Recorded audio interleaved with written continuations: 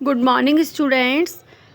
मैं आपको हिंदी लिट का चैप्टर फर्स्ट राग की रस्सी पढ़ाने जा रही हूँ।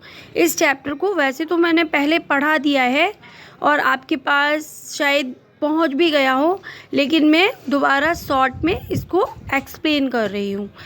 देखिए, लोनप्पो गार तिब्बत के 32वें राजा सोनागवशेन गापो के मंत्री थे। जैसा कि आपको पता ही है, लोनप्पो गार तिब्बत के कौन से राजा थे? तो 32वें थे। वे अपनी चालाकी और हाजिर जवाबी के लिए दूर दूर तक मशहूर थे। कोई उनके सामने टिकता ना था। चैन से ज़िंदगी चल रही थी, मगर लोनप्पो गार अपने बेटे को लेकर के बहुत चिंतित थे, क्योंकि जो उनका बेटा था ना, वो बहुत ही भोला भाला था। तो लोनप्पो गार को उनकी चिंता बहुत सताने लगी। उनको समझ नहीं आ रहा था कि वो अपने बेटे को लेकर के क्या करें और क्या ना करें। तो लोनप्पो गार ने एक दिन अपने बेटे को शहर भेजा और उससे कहा कि तुम्हें जौ के 100 बोरे खरीदने हैं। भेड़ों के साथ में भेजा था और एक दिन लोनप्पो गार ने अपने बेटे को 100 भेड़ों के साथ भेजा था शहर और उनसे कहा था कि तुम्हें जौ के 100 बोरे खरीदने हैं। तो उसका जो बेटा था वो बहुत परेशान हो गया। उसने सोचा मैं क्या करूं क्या ना करूं, तो बेचारा वो चिंतित होके एक जगह पर जाकर के बैठ गया।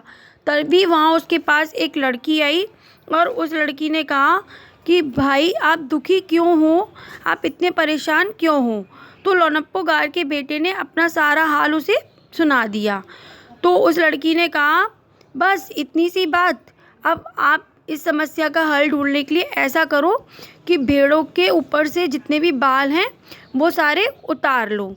तो उस लड़के ने वो सारे बाल उतार लिए और उसने कहा कि आप इन बालों को बाज़ार में बेच के उनसे पैसे ले लो और उनसे बोरे ख़रीद के अपने घर पर चले जाओ। तो लड़के ने वैसा ही किया। उसने बोरे भी ख़रीद लिए उन पैसों से और वह खुशी खुशी अपने घर चला गया। लेकिन जब वो घर गया तो उसको ऐसा लगा कि उसके पिताजी उसके इस काम से बहुत ही ज़्यादा खुश होंगे।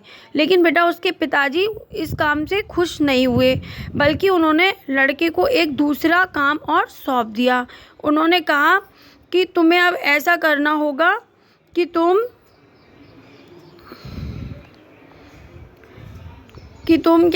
अब ऐसा करना होगा कि तुम्हें भेड़ों के बाल वाला, मुझे जो तुम्हारा हिसाब किताब वो समझ में नहीं आया। एक बार फिर निराश लोनप्पो गार का बेटा शहर में उसी जगह जा बैठा। न जाने क्यों उसे यकीन था कि वह लड़की उसकी मदद करने आएगी।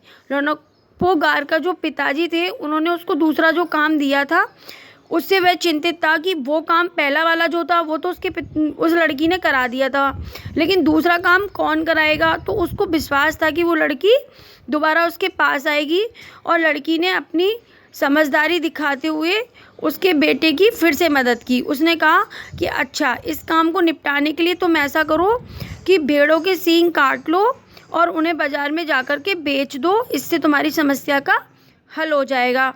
फिर उसने ऐसा ही किया और भेड़ों के सींग काट करके उन्हें बाज़ार में बेच दिए। लेकिन तीसरी बार जब उसके पिताजी ने उससे कहा कि ठीक है, वो लड़की इतनी होशियार है, इतनी समझदार है, तो तुम एक काम करो, उसने क्या कहते हैं, उस लड़की से बोलो जा कर के कि उस लड़की को मेरा संदेश दो जा कर के कि क्या कहते हैं, वो ना एक राख की रस्सी बनाए।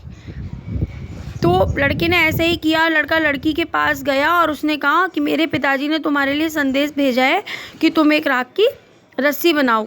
तो लड़की ने उस लड़के से कहा कि मेरी भी एक शर्त है, मैं रस्सी तो बना दूंगी, लेकिन तुम्हारे पिता को उसे गले में पहननी होगी। तो उस लड़के ने अपने पिताजी को जाके ये बात बताई। तो उसके पिता ने ये बात मंजूर कर ली, क्योंकि उनके पिता को ये लग रहा था कि ऐसी कोई रस्सी इंसान बना ही नहीं सकता। तो अगले दिन लड़की ने 9 हाथ लंबी रस्सी ली, उसे पत्थर के सिल पर रखा और जला दिया। रस्सी जल गई, मगर रस्सी के आकार की राख बच गई। इसे वह सिल समेत लोनप्पो गार के पास ले गई और उसे पहनने के लिए कहा।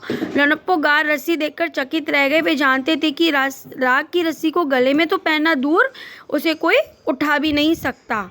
लड़की की समझदारी को देखते हुए उनके पिता को, रणप्पो गार के पिता को लगा कि मेरे बेटे के लिए इससे ज़्यादा समझदार कोई लड़की मिल नहीं सकती, और उन्होंने उस लड़की को अपने घर की बहू बना लिया और दोनों की धूमधाम तरीके से शादी कर दी।